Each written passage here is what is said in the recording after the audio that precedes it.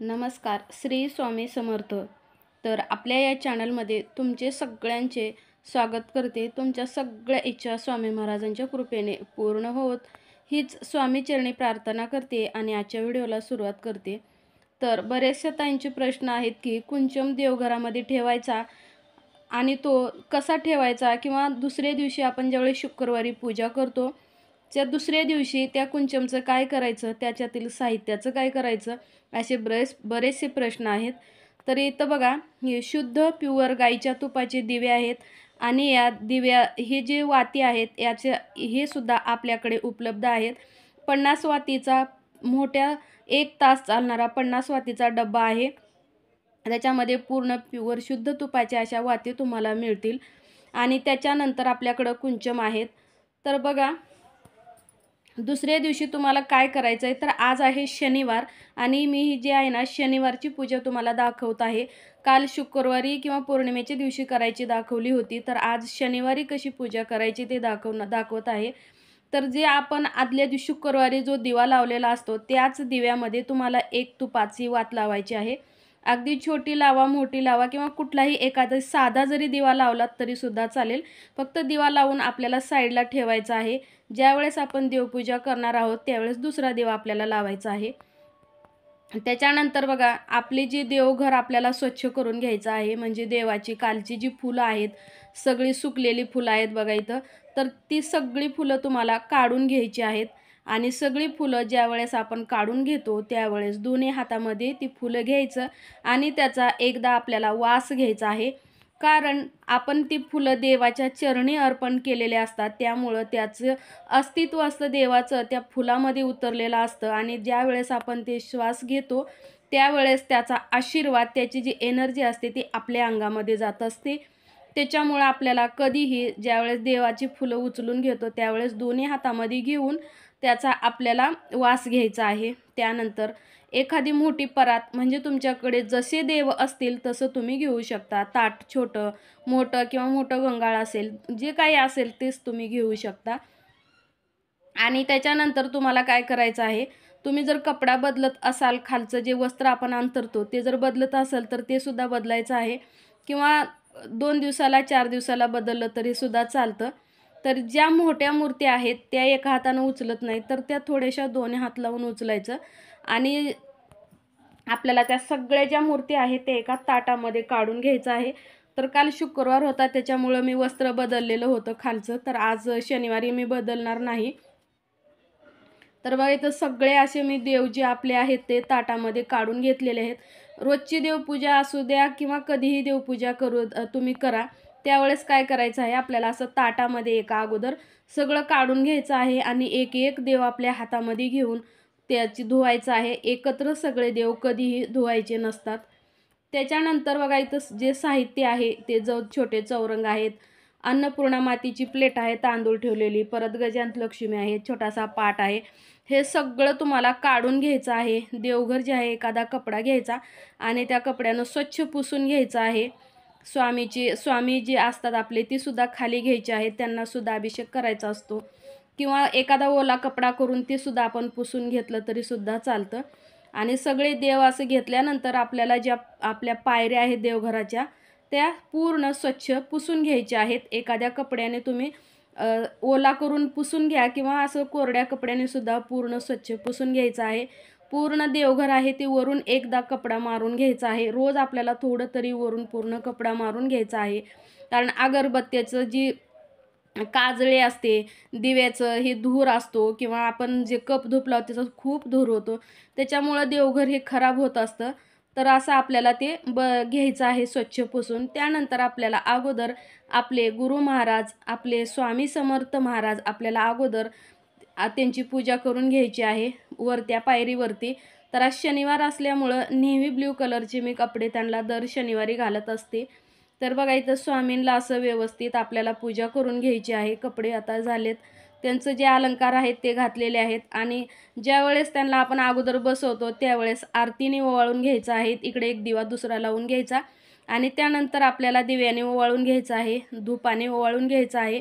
तर आपल्या गुरु महाराज, आपले गुरु माऊली श्री स्वामी समर्थ महाराज ह्यांची पूजा आता आपली पूर्ण झालेली आहे. त्याच्यानंतर आता आपल्याला यायचं आहे कुंचमकडे. जर त्याच्या अगोदर शक्य असेल तर तुम्ही गणपतीची सुद्धा पूजा करू शकता. मी गणपतीची सुद्धा अगोदर पूजा करते, पण आज लक्षात नाही राहिलं. आज मी डायरेक्ट इकडंच आलेले आहे, जे खरं आहे ते तुम्हाला सांगत आहे. तर बघा आता इथं हे असं व्हिडिओ बनवण्याच्या नादामध्ये काय होतं, देवपूजे जी असते ना आपल्या, त्याच्याकडं लक्ष व्यवस्थित राहत नाही. त्याच्यामुळे मी देवपूजा करते वेळेस किंवा कुठलं काही करते वेळेस जास्त करून व्हिडिओकडं लक्ष देत नाही. पण बऱ्याचशा ताईंना जर व्हिडिओ नाही बनवला किंवा जर नाही व्यवस्थित माहिती सांगितली तर ते कळणार नाही. त्याच्यामुळे कधी-मधी चूक झाली तर देवाची क्षमा प्रार्थना मी मागत असते. तर त्याच्यानंतर आपल्याला जिथं आपण कुंचम आपल्याला ठेवायचं आहे तिथे एक फिक्स जागा कुंचमसाठीच करायची आहे आपल्या देवघरामध्ये.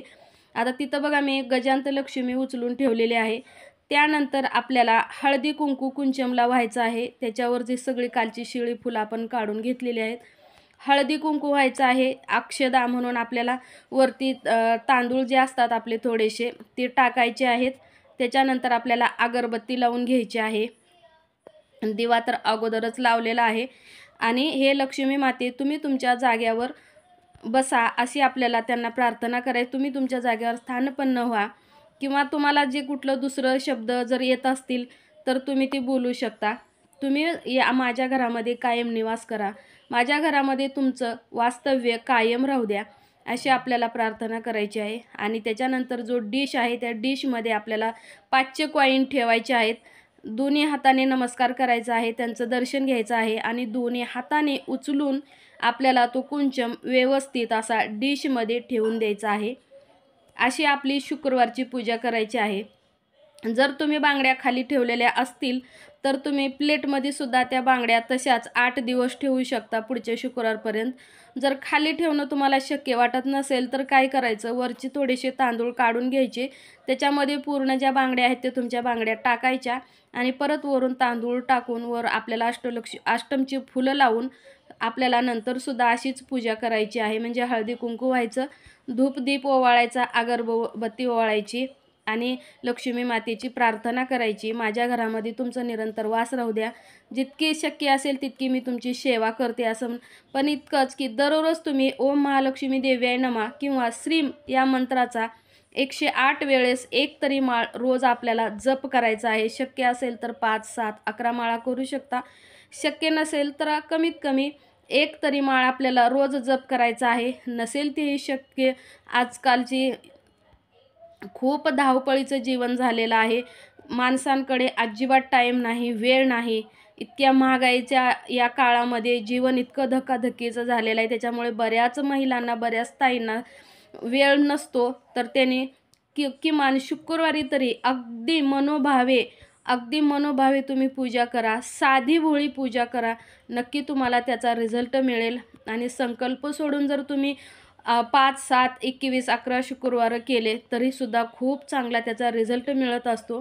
पूजा कशी मांडायची, तर पूजा काल आपण जशी मांडली तशीच फक्त साईडला एका चौरंगावर मांडायची.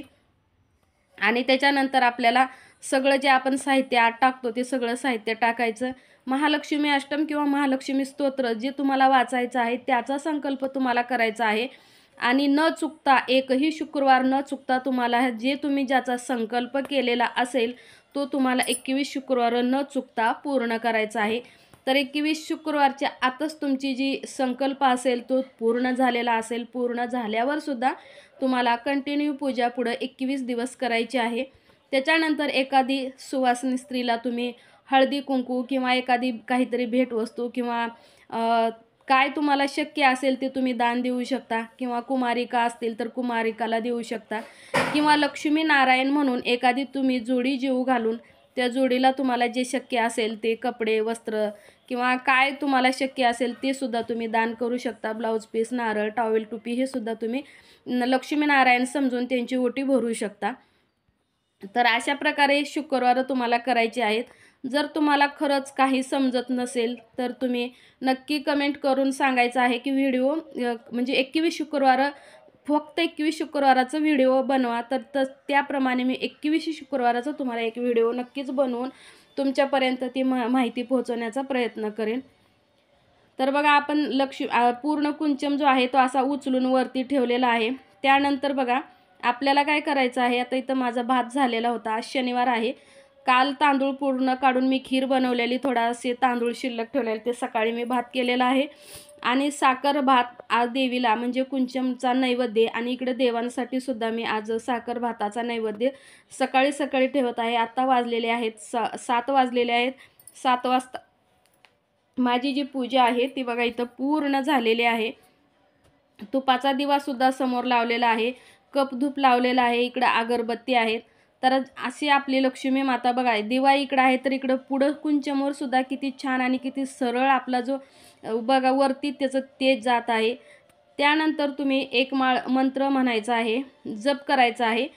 महालक्ष्मी अष्टक, महालक्ष्मी स्तोत्र जे येईल ते म्हणायचं आहे. नसेल तुमच्याकडे वेळ तर कमीत कमी 11 वेळेस तर तुम्ही जप करायचा आहे, दररोज 11 वेळेस तरी. आणि त्याच्यानंतर आपले जे बाकी देव आहेत त्या देवांना अष्टगंध, फूल, गंध, धूप, दीप सगळं दाखवायचं आहे. आणि जागा असेल तुमच्या देवघरामध्ये तर छोटीशी सुंदरशी रांगोळी तुम्हाला तिथे सुद्धा काढून घ्यायची आहे. दाराच्या बाहेर सुद्धा कमीत कमी एक स्वस्तिक तरी तुम्ही रांगोळी नक्की काढायची आहे. आणि त्यानंतर तुम्हाला देवघरामध्ये सुद्धा रांगोळी काढून आपल्या लक्ष्मी मातेची आपल्यावर कृपा आशीर्वाद राहण्यासाठी आपल्याला अशी साधी भोळी पूजा करायची आहे. कुंचम देवघरातच ठेवायचा आहे.